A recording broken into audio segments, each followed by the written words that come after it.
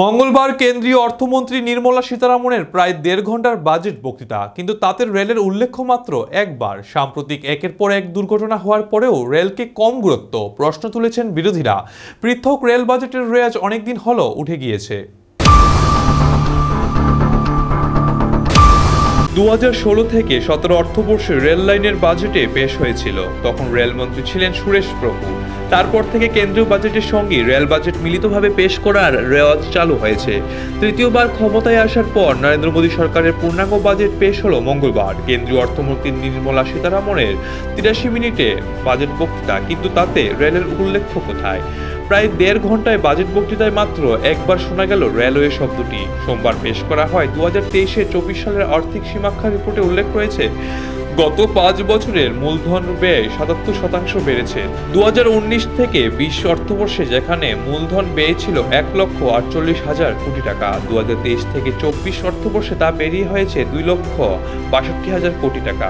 বিনিয়োগ হয়েছে নতুন রেল লাইন সম্প্রসারণ থেকে শুরু করে আরো অনেক পরিকাঠামোগত খাতে। কিন্তু এবার রেলের বিষয়ে কেন বিশেষ কিছু শোনা গেল না নির্মলার বক্তৃতায়? তাও এবার এমন এক সময়ে এখন একের পর এক রেল ঘটনা ঘটে গিয়েছে।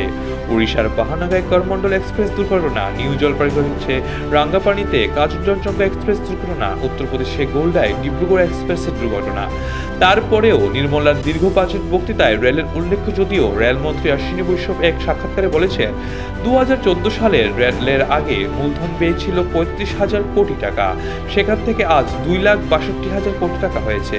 রেলের জন্য মূলধন ব্যয় এটা রেকর্ড। তার যুক্তি, অতীতে কোনো রেল লাইন ট্রেন চলাচলের উপযুক্ত কিনা সেটা যাচাই না করেই নতুন ট্রেন ঘোষণা করে দেওয়া হতো, কিন্তু ভিত্তি সঠিক রয়েছে কিনা সেটা গুরুত্ব দিয়ে দেখা হয়। মন্ত্রী জানান, গত ১০ বছরে ৪০,০০০ কিলোমিটার রেলপথ বৈদ্যুতিকরণ করা হয়েছে। গত বছরে রেলের সুরক্ষার জন্য ৯৮,০০০ কোটি টাকা বরাদ্দ হয়েছিল। এবছর তা বেরিয়ে ১,০৮,০০০ কোটি টাকা হয় বলে জানান তিনি। অশ্বিনী বলেন, এই বরাদ্দে পুরনো রেল লাইন বদলে নতুন রেল লাইন বসানো হবে, নতুন সিগন্যাল ব্যবস্থা আনা হবে, কিন্তু ভিত্তি সঠিক রয়েছে কিনা সেটা গুরুত্ব দিয়ে দেখা হয়। উল্লেখ্য, মোদী সরকারের জানান, বন্দে ভারত এক্সপ্রেস চালু করা হয়েছে। আধুনিক প্রযুক্তি সমৃদ্ধ এই ট্রেন ঘন্টায় ১৬০ কিলোমিটার গতিতে ছুটতে পারে। রয়েছে আরো অনেক সুযোগ সুবিধা। সেই ট্রেনের টিকিটের দামও সাধারণের থেকে বেশি। এখন আবার অমৃত ভারত এক্সপ্রেস এসছে। আগামী দিনে বন্দে ভারত স্লিপার কোচ আনারও চিন্তাভাবনা রয়েছে রেলের। তাহলে এই রেল নিম্ন ও নিম্ন মধ্যবিত্ত দিকে কম গুরুত্ব দিয়ে বন্দে ভারতের দিকে বেশি নজর দিচ্ছে।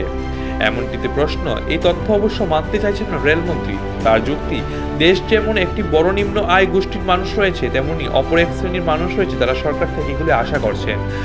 বাতানুমূলক নয়, সেই কামরাগুলি সকলের টিকিটের চাহিদাও বাড়ছে বলে দাবি তার। সেই কারণে আগামী ৩ বছর ২৫০০ নন এসি ক্যামেরা তৈরির লক্ষ্যমাত্রা নেওয়া হয়েছে বলে জানান অশ্বিনী। রেলমন্ত্রী যাই বলুক না কেন, নির্মলার বাজেট বক্তৃতায় রেলের প্রতি নির্মলা না হওয়ার খোঁচা দিতে চাচ্ছেন না বিরোধীরা। কংগ্রেসের সভাপতি তথা রাজ্যসভার বিরোধী দল নেতা মল্লিকার্জুন খড়গে বলেন, প্রায়শই রেল দুর্ঘটনা ঘটছে, ট্রেনে বগি কমিয়ে দেওয়া হচ্ছে, সাধারণ যাত্রীরা সমস্যায় পড়ছেন, কিন্তু বাজেটের রেলের ব্যাপারে কিছুই বলা হলো না, কেউ কোনো দায়ও নিলেন না। Bureau report, Asian Times.